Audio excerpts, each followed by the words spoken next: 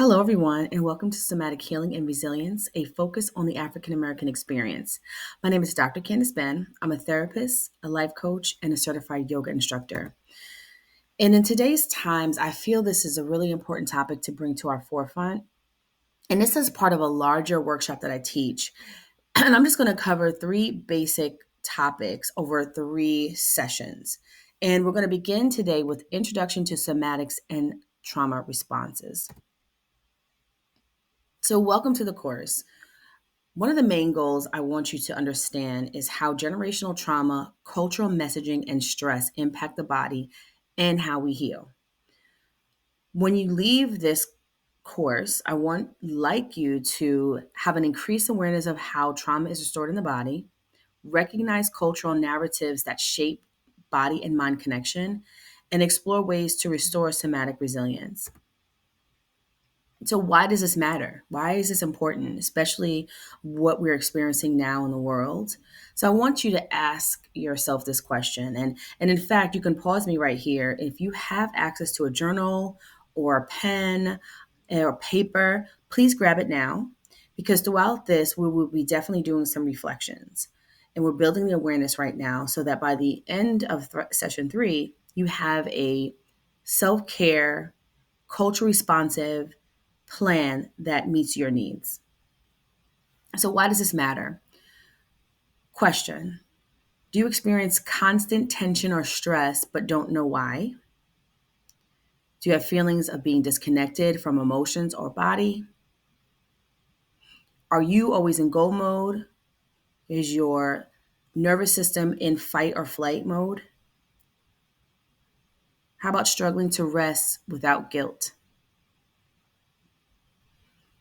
So, facts here. Did you know that chronic stress exposure increases cortisol levels by 40% in individuals with ongoing trauma? And that's from Harvard Medical School. So, in 2020. So, that's why it matters. And I'm going to hit you with even more statistics. Within our community, African Americans experience higher levels of chronic stress compared to their white counterparts. For instance, adult Blacks are 20% more likely to report serious psychological distress than adult whites. Additionally, Black adults living below the poverty line are 2 to 3 times more likely to report serious psychological distress than those above it.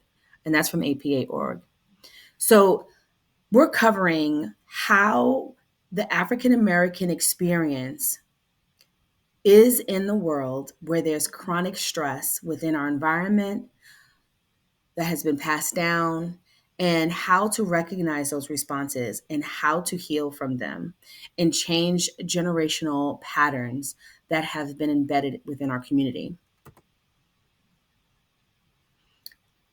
Reflection time. Have you ever ignored stress until it showed up physically?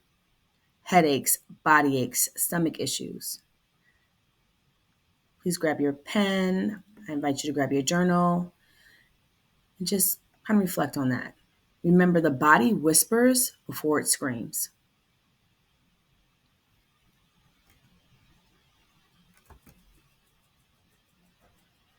So, what is somatics? The definition of somatics explores the connection between mind, body, and and emotion and healing. The key principles are the body holds onto trauma. Healing requires body-based, not just cognitive approaches, okay? Body-based awareness. What's happening to my body? Again, is it whispering? Is it screaming? Okay? Is it whispering and I'm going into my mind and thinking it away? Or am I paying attention? Awareness of bodily sensations helps regulate emotions. Example: stress shows up as tension in the shoulders, racing heart, shallow breathing. Can you relate to that? I want to check in right here. This is a perfect time. Throughout the day, there are checkpoints where we can implement this strategy. And I just want you to pause, take a deep breath. I invite you to close your eyes if you want to, or find a gentle gaze. And notice where you hold tension. Do you hold tension in your jaw, in your shoulders? No judgment, just pay attention and focus. Find the tension that exists. Send breath there. Take a deep inhale and a long exhale.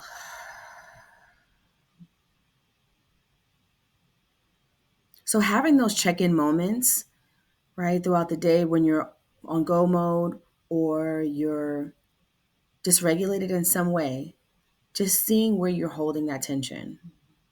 Where could breath be sent to release some of that?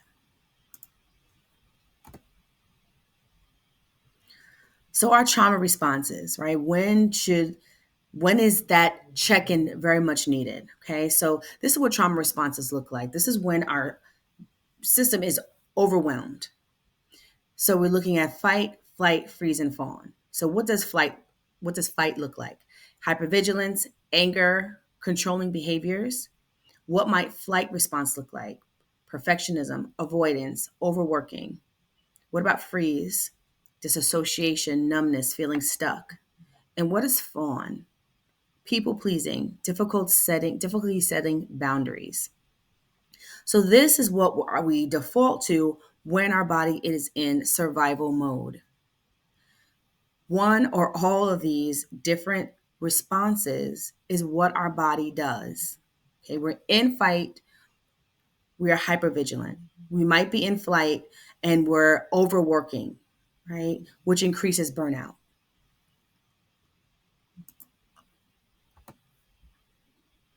Reflection. How does your body react to stress? And what trauma response do you notice most in yourself? When your body is saying we have to survive, what do you do? Fight, flight, freeze, or fawn?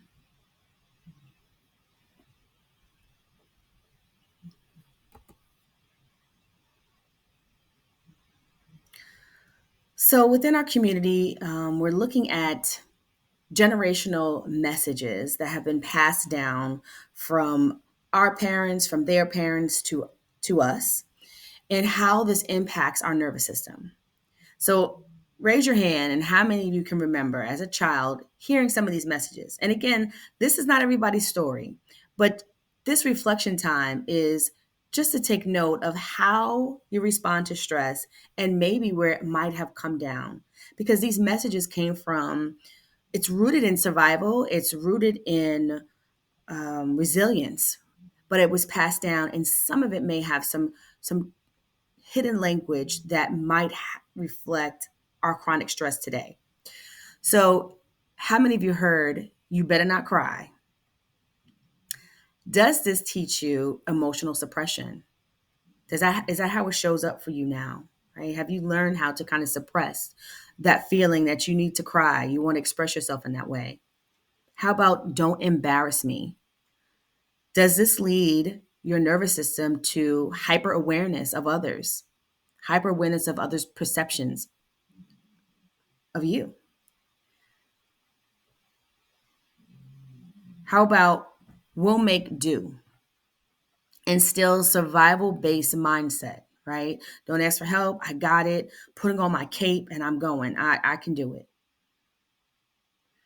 Okay, so a fact, these messages reinforce chronic stress and nervous system dysregulation. How about fear of speaking up? So when you experience times where you need to advocate for yourself, just having that fear of speaking up, asking for a promotion or support. How about the need to continue? We'll make do, right? Don't cry, be strong. Does that turn into overconsumption or, I'm sorry, overcompensation, burnout? The fact that you have to prove your worthiness.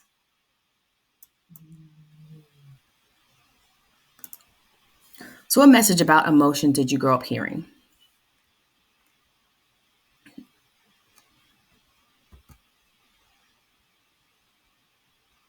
So we tap into our nervous system. So our key concepts when we're talking about the main focus, which is somatic healing and releasing stress from the body, right? So we're building the awareness in the first part of our module. And now we're seeing how do we heal from this? Okay, how do we change generational patterns?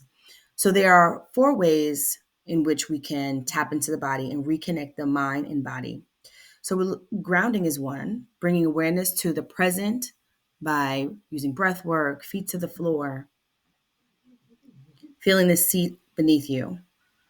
Movement, dancing, shaking, stretching to release stored trauma. Breath work slows down the fight or flight responses. And co regulation, healing through safe community connections.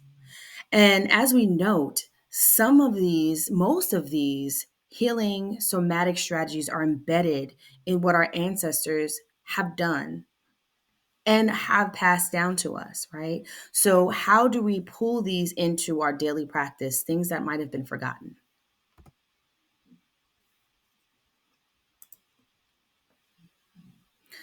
So, I want to practice some of these things that we can add to our arsenal and we can have in our toolbox because the most important part of this is to create something that works for you.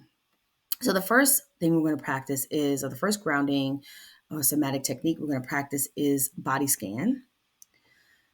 So, find a comfortable seat. I invite you to bring your shoulders to the ears, exhale, bringing the shoulders back and down the spine, lifting the chest. You can close your eyes or just find a gaze. And then we're going to slowly scan the body from head to toe. So here's where you're grounding the feet into the ground. And then take a deep inhale. Start at the top of the head. And exhale all the way down to the feet.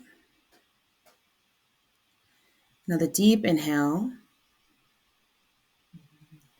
And just imagine a light going from the top of the head all the way to the lower part of the body and notice areas of tension or numbness that exists.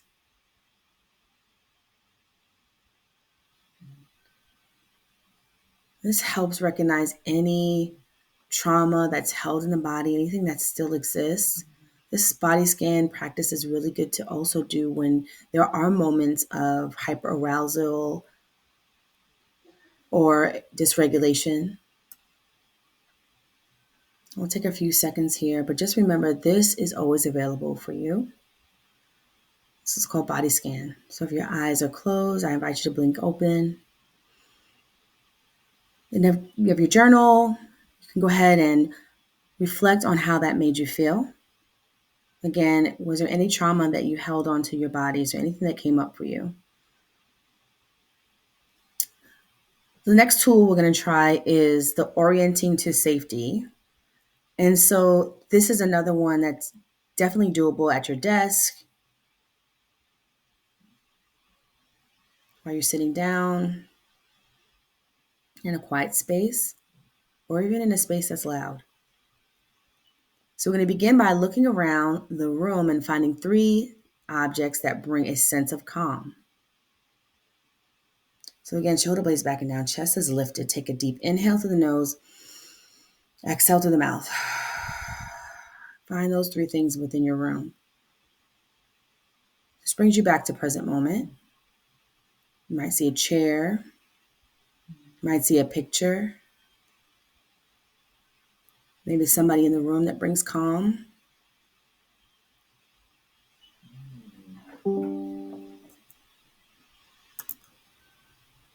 So this regulates the nervous system by reinforcing safety.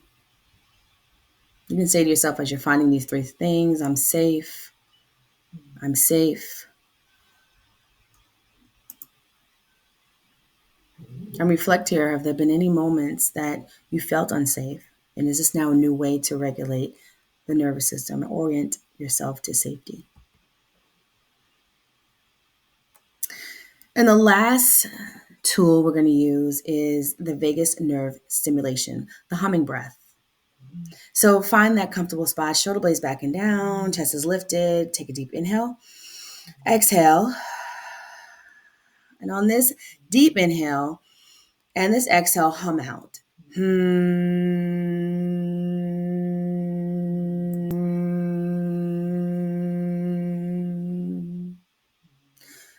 This supports emotional regulation and reduces stress response.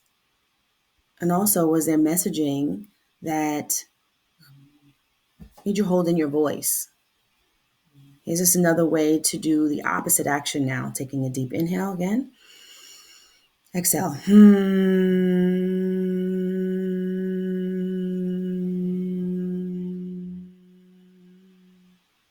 If your eyes are closed, gently open them. And again, we went through a lot of those techniques really fast, but these are also always available for you to use. Great way to connect your mind and your body and to reflect upon the messaging that might still exist within your body, right? Any traumas that still exist, what are you holding on to? Where are you holding that tension? And where can you bring awareness and breath? So, reconnecting with the body. So, what's one way you reconnect with yourself? Okay, so breaking generational patterns, starting with awareness. Okay, it starts with awareness. Name what you feel instead of suppressing it. Give yourself permission to rest and engage in joy, dance, laughter, creativity, and release tension through breath work. Okay, how do you break these generational cycles and break free from living in constant survival mode and chronic stress?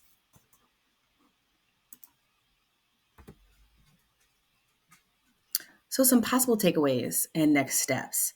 So, key takeaways that I would like you to leave here with is trauma lives in the body, but so does healing. And the nervous system can be rewired for safety and connection. You should try those tools and see if that works for you when you're feeling dysregulated. Rest is resilience, healing is liberation. So your next steps is always have that journal and that pen, especially when you come to the remaining two sessions. And I invite you to practice one somatic tool daily. Engage in safe spaces for healing conversation. Keep learning and sharing. And your call to action is to drop one takeaway from this course in this comment. And I appreciate it and love and peace until next time.